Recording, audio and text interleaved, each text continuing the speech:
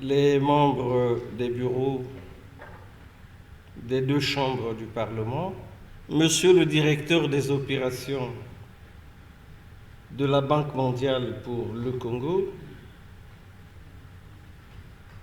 chers parlementaires,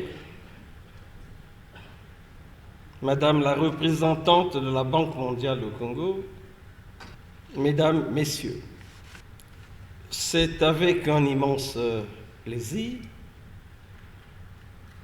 que je préside la cérémonie de clôture du séminaire sur les défis et opportunités du changement climatique en République du Congo.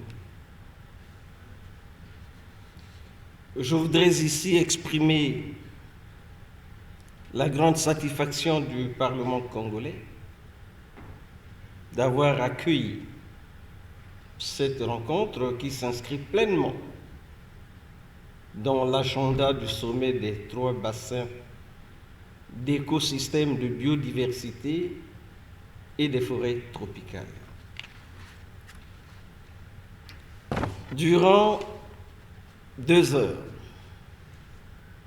nous avons échangé sur un sujet qui interpelle tous les pays du globe. En effet, notre planète est assiégée et les effets du changement climatique deviennent de plus en plus pressants. Agir pour le climat signifie sauvegarder les ressources naturelles de la Terre, préserver la biodiversité et garantir un accès équitable à l'air pur et à l'eau potable pour tous. Cela signifie aussi examiner de près notre propre empreinte carbone, aider les communautés vulnérables à renforcer leur résilience, aller au-delà du produit intérieur brut PIB pour une mesure en harmonie avec la véritable vulnérabilité d'un pays au choc.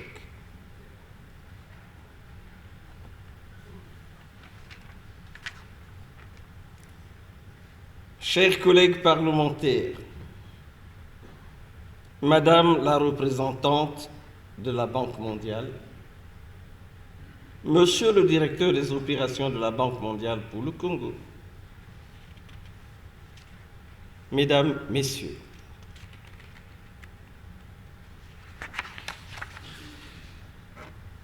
affronter la crise climatique est un impératif moral, un impératif scientifique, un impératif social. Outre le climat, les conflits, la pauvreté, la justice, la paix ou les institutions fortes posent avec acuité les défis existentiels qui se mesurent en vie perdue, en maisons détruites, en droits violés, en inégalités persistantes et en accès refusé.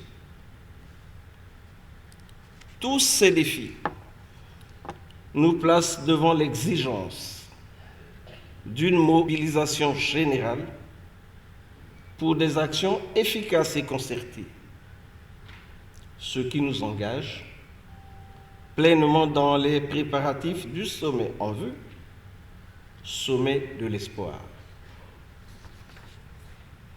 Il nous revient en conséquence de définir l'avenir de la coopération internationale dans un contexte de risque multidimensionnel. Recentrons nos énergies sur la création d'un monde qui croît de manière durable pour les populations et la planète et qui donne à chacun une chance égale de réussite.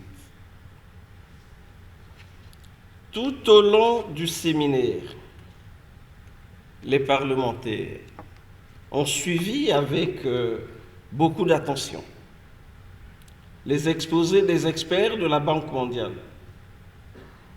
comme ils ont apprécié la qualité de ceux-ci et les échanges qui illustrent la profondeur des réflexions.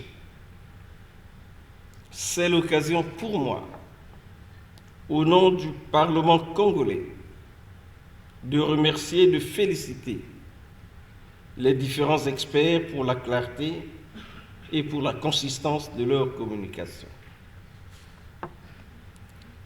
Les diverses présentations ont donné à relever les éléments essentiels pouvant contribuer à ralentir considérablement l'élan de notre économie nationale en particulier et des pays africains en général.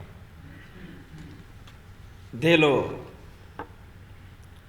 le financement du changement climatique par les pays africains est une question cruciale, car l'Afrique est particulièrement vulnérable aux effets des changements climatiques, tels les sécheresses, les inondations, la montée du niveau de la mer et les phénomènes météorologiques extrêmes.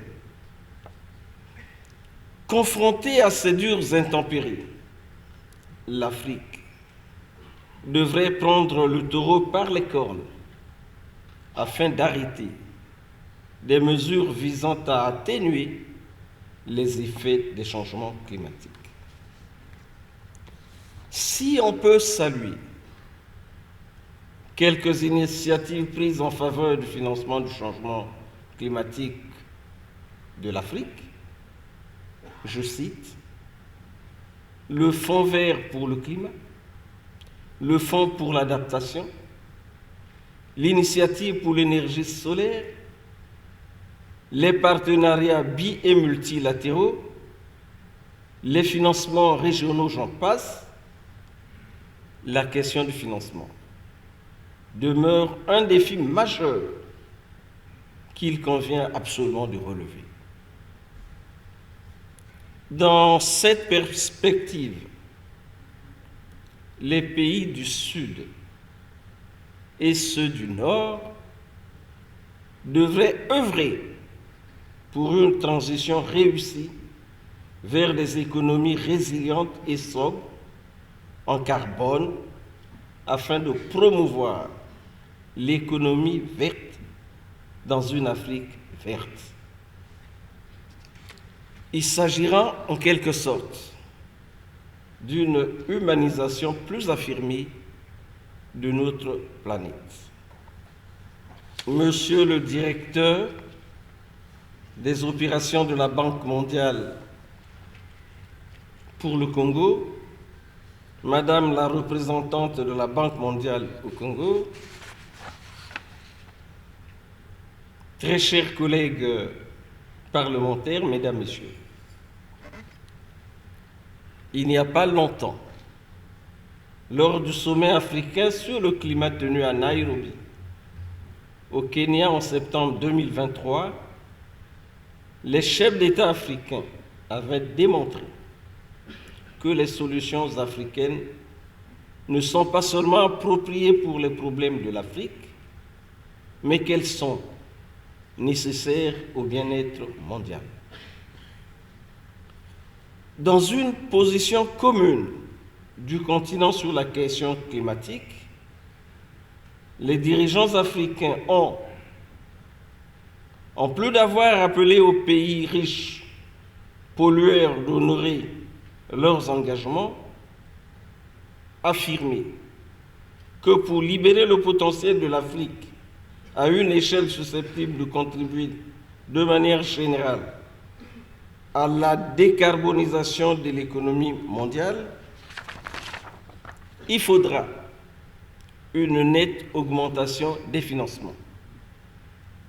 Ils ont demandé pour cela une nouvelle architecture de financement adaptée aux besoins de l'Afrique, y compris la restructuration de l'allègement de la dette. je voudrais clore mon propos en saluant une fois de plus la mobilisation et la détermination des parlementaires congolais autour de la thématique de la préservation de l'environnement. Je réitère leur engagement à poursuivre les efforts dans la diffusion et la promotion des effets de lutte contre les changements climatiques, conforme aux orientations de son Excellence Denis Sassou Nguesso, président de la République, chef de l'État, dans son discours d'investiture du 16 avril 2021. Je cite: « Mon engagement pour les 5 prochaines années est de donner au Congo la dimension mondiale qu'il mérite en matière de protection de l'environnement et de la biodiversité. En synergie avec mes pairs, chefs d'État, je vais redonner à l'Afrique sa place dans le concert des nations. On ne dira plus Afrique noire, mais Afrique verte. » Fin de citation.